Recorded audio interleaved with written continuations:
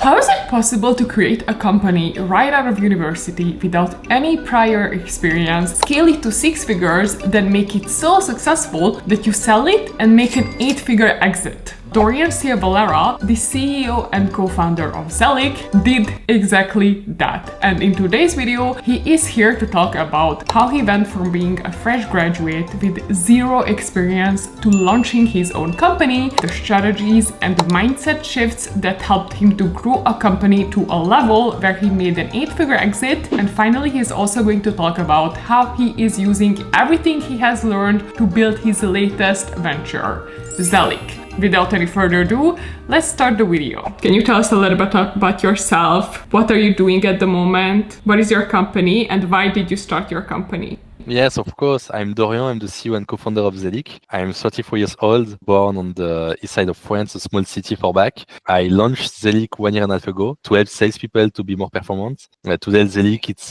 40 people, 7 nationalities, and we raised 15 million to develop the company. So ZELIQ is not your first company. You had a company before. What was your company before? Why did you launch it? And what happened with it? Yes, I created Ivancy in 2016. I was student. I was doing my master's degree at ESCP Europe, it's a business school in Paris. And I had the idea to put influencers in contact with brands. So Ivancy, it was at the end 130 employees. We had offices in Paris, Madrid and Cologne. We raised 6.5 million euros in less than 5 years. And this company got a big growth and it has been acquired by American people, American VC. And after that, I became the general manager of the European market of skippers for 1 year. And then I stopped everything just to have some rest. I became business angel, LPs, and then after that I launched ZELIQ 1.5 years ago. What inspired you and motivated you to start a company at such a young age? Because most people don't start their own business when they are in school. Yeah, it's a good question. I started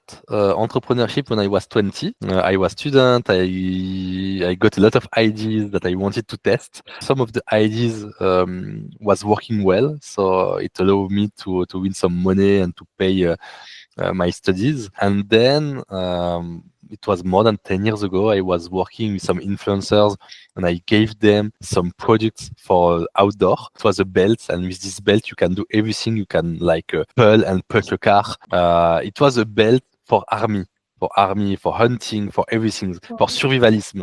And when I gave this product to influencers on YouTube, I saw that we got so many people who buy the products thanks to the discount that we put, but thanks to the influencer on YouTube. And I got the idea why and how I can scale a company putting influencers in contact with brands, because I was contacting each influencers one by one. It took me a lot of time. And the question that I was asking myself is how I can accelerate this contact.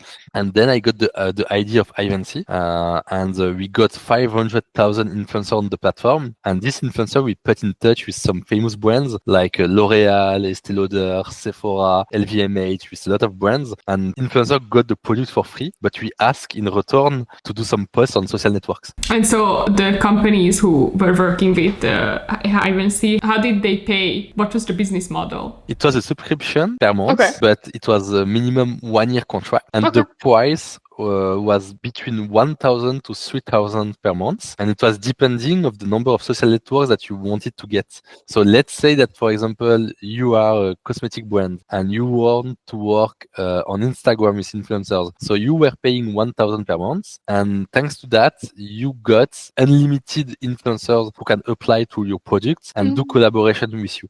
Oh, that's a great idea. After doing that, after doing a business in influencer marketing, why did you decide to do another business in sales tech? Why the sales tech industry? First of all, I was not passionate about influencer marketing, but sales industry, I'm so passionate. It's something that excites me every day. Even me, I love doing some deal, discussing with clients, trying to get big contracts. As I have this feeling that I wanted to help salespeople, I check at Ivancy how many solutions we were using to be performant. And we had more than 10 tools per sales. So the cost, it was so much expensive. We paid approximately 5,000 euros per year per sales. And so I got the idea to say, okay, how I can optimize the sales performance, but without using 10 tools, but only one. And then I got the idea I check the market. So I did a benchmark and I say, okay, what I want to do is to create the new way to do sales. And that's how ZELIQ began. Yes.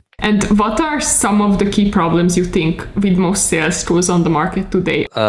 First of all, yes, the problematic is today you have to use more than 10 tools and you don't have like a top only one solution that help you to do everything every day. The second thing on the data part, it's very complicated to get the top solution for each country that you want to target. So you have also to switch from the different solution. And thanks to ZELIQ, you have the waterfall. So you don't need to use other solution. You only need to use ZELIQ to get the best data. And on the prospection part, I think at the past we were missing AI. So it's something that we want to bring on the table to create the copilot for sales. So it's one of the big ideas that we have, and we want to build these new products that make the difference. And also, when you are checking today the solution, it's so complicated to understand easily how to use it. So most of the people, when I'm discussing with them, when they are working on non-tech industry, they tell me that it's complicated to take the tools in only 1 or 2 hours. And the idea with ZELIQ is to say, okay, we are all-in-one tools, but we are so easy to use. So even if you are not an expert, you can get a good result just with 1 hour understanding the product. So you created ZELIQ a year ago. How did you go from creating the company to fundraising and raising 15 million USD? Yes, first of all, when I launched ZELIQ, I knew that the ambition was big, was huge. I wanted to do something amazing for the sales, for my team, and even for me. So when I start the project with Guillaume, I discussed with some of the business angels that I know, with some friends, with some VC, and then they decided to help us to grow and to invest 5 million on the company. So it means that even the first day when we start ZELIQ, we had 5 million. So it's quite something amazing, because most of the time when you start a company, you have to wait approximately 2 years to do a fundraising, and it will be not 5 million. But in our case, as I did an exit and I knew most of the people, it was easier for us, and then it helped us to raise from the first date, from the starting date. And yes, so it was easier. And the second fundraising, it's 1 year later, because we built the product, we got some good insight, and it was the moment where we wanted to scale. And I needed more money because I wanted to hire more people. And that's why we decided to do a new fundraising. But the fun fact is I didn't do a roadshow. It means that I was just talking with some people that I know, and then we got the money to accelerate the business. But it didn't take me so much time because I didn't do a roadshow. The first time when you raised money for hide and seek, how did you find investors for that time? It was complicated. It was complicated because I was contacting a lot of people, even the alumni network from my business school. Most of the people didn't answer back to me. Then we joined some incubator, and thanks to the different incubator that we joined, I met the owners of Showroom Privé. He loved what we did, and he was agreed to invest at ZELIQ, at Ivancy, sorry. It was the first people who believe in us. And when he told me, okay, Dorian, I want to join the adventure, I asked him, okay, it's perfect, it's so nice, thank you very much, but do you have some friends maybe who could be also interesting to invite to invest on Ivancy? And then present me the people, they got agree, and thanks to that we start with some top business angel, and we got 430k to accelerate the business. But when we raised this time the money for Ivancy, we did approximately 30k MRR, monthly recurring revenue. And how many employees did you have at that time?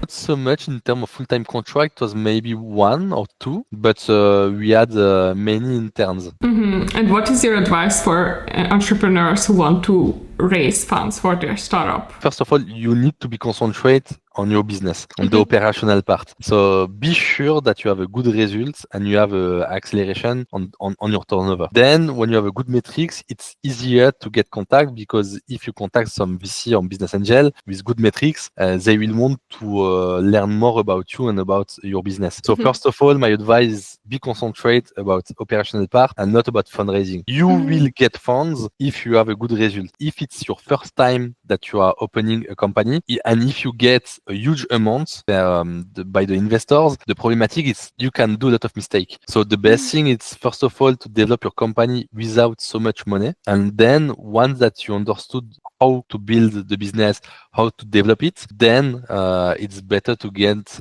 sometimes some VC or business angel who want to invest on your company. You can scale a company without any investment. So you don't need investors to grow your company. How would you scale a company without any investors? I think there is a lot of companies who don't raise money and who get success. It's the same way to work. The only thing that you will check your contability, your bank, and the money that you spend differently. So it means that, of course, it will take more time for you to develop your business because most of the time you cannot hire from the first day and you have to do everything on your side. But you will take care more about the cash and what is important for you. There is a lot of companies who get success and even a lot of friends to me who get success creating a company without any investment. What was the most challenging part of both time that you raised funds? I think the at Ivancy, the first fundraising, it was complicated because I didn't know how to manage. It means that I didn't have a timeline, I didn't have a good deck, didn't know the question that VC will ask me and the business angel. So everything was new for me. So it was very complex. It was the complexity to be performant and then to manage well the roadshow. Now it's quite different because the question is always the same. The way to fundraise, it's always the same. The timeline is always the same. So once that you did once, and then it's easy just to copy paste for the second one or the third one. What you can do, let's say that you have a company, you have a very good result. Then you can find a fundraiser, so an agency who will help you to contact the VC, to understand your business, to create the deck for you, and then to help you to do the fundraising. He will even correct your pitch, improve what you are saying to investors. He will participate to the different meetings. It will be like your partner during the fundraising. So it's something maybe that you can do if you are doing a roadshow. I see. What it takes to manage a high-performing team. This is the hardest part. I'm going to speak about myself, so because I don't know for the other one. But for me, the most important and the most difficult part is the human. Because when you have to grow a company, you have to change the process. You have to understand what the people need. You have to explain to the people your vision, the culture, your value. You have to be sure that all the people from your company want to stay, even when you grow to more than 100 of employees, because you will lose the proximity that you have also with the first people who join your company, because you will not have so much time anymore. So, and this is a big complexity. So you have a different stage when you grow your company. So at 10 people, it's not the same like 25, 50, 75, 100, 250, 500, 1000. So for each stage, you have to process differently your company. You have to find the right manager, because sometimes the manager don't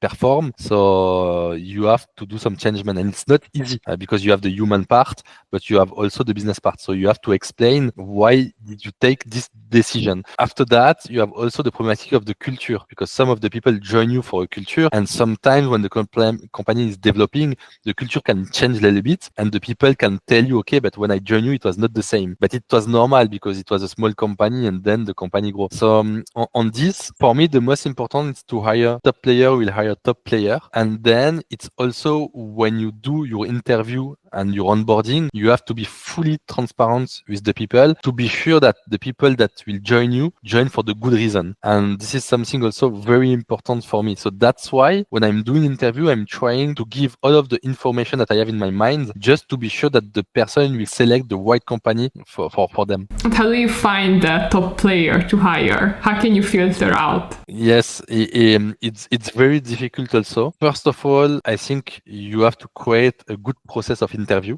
So for example, it can be different meeting, one with me, one with my other co-founder, one with the manager of the team, then what team fits. It can be a study case to get some references to call. So you have different way to get some information and to take the good decision. You can never be always 100% sure about the decision that you are taken, but it's a risk and it's life. So you have to take the risk. Something important also is to let the people grow. So you have to invest on the people that you hire.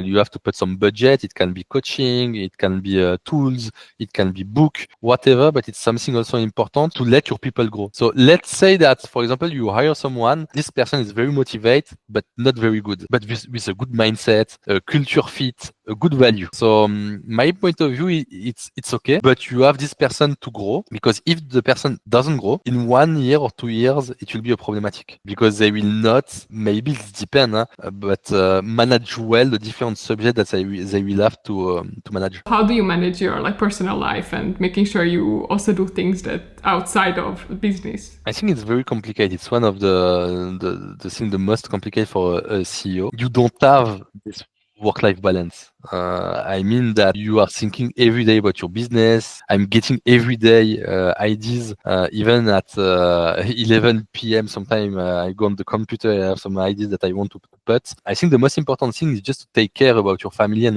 your health. And for that, it's very important to practice some sport at least two times a week. It's important to spend time with your relatives and your family, because it's the most important one at the end. What it will rest for you is your family. But it's true that it's difficult. So for that, you can try to manage your calendar differently. You can take also an assistant. So for example, me, I have someone who help me on my personal task. For example, if I have to take the plane, if I have to travel, if I have to go on holidays or whatever, I have today Maya, who is helping me on my different mission. And it helped me a lot, because all of my personal subject, I don't think about it. And as I don't want to give more mission to my wife, I think the best is to delegate to someone else. So it's something that I can help also, if I can give you give a tips. So just delegate to people who can do the job better. Always delegate, Nora. Always delegate. Always. Some of the people will tell you that they prefer to do themselves, but me, I prefer to delegate all of my mission, but to the right person. Yeah. You Because cannot do everything. you cannot do everything, but also the vision that I have about my job as CEO, it's find the best people for ZELIQ, create a culture, and then manage investors and big partners. This is my 3 missions that I have. For the rest, I let the people manage. What was the key for making your previous business a success? Why do you think it became so successful that you were able to make the exit that you did? What was the difference between that and any other company that's tried to succeed but can't? First of all, I had a very good relation with Sylvain. He was my co-founder, and it was a pleasure for me to work with him every day, and we were complementary. On the different tasks. Then we were hardworking, because we were working from 8 the morning till 2 a.m. the morning every day for 3 years. And if we compare to a full-time contract, a basic one, what we did in 3 years is what people do in 9 years or 10 years. So it helped us to win times and then to develop faster the company. We took coaches to help us on the different mission, on marketing. We got the marketing director from Coca-Cola. What is on the finance part? We got a business angel. He was the CEO of Boursorama. So he helped us also on the financial part. I took a coach for myself also. So I think this kind of thing, when you bring top people around you, it helps you to be a top people also. So just bring top players and then delegate.